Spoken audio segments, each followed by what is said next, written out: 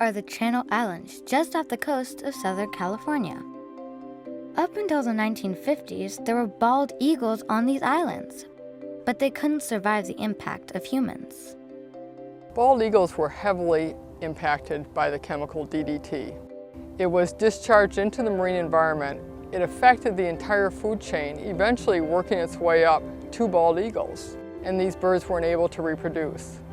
The end result was bald eagles were totally eliminated from the Channel Islands by the mid-1900s.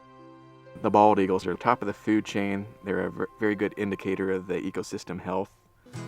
In 2002, the Mancha Settlements Restoration Program worked with scientists to bring bald eagles back to the Channel Islands. The scientists brought in eaglets from Alaska and from other breeding programs around the country.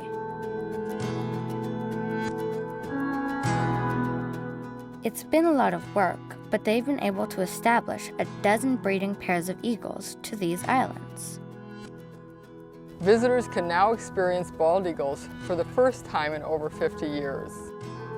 You can even watch a bald eagle nest on your computer at home. I think 20 years from now, we'll have eagles breeding on all 8 of the Channel Islands. It's great to see these beautiful birds soaring above the islands once again.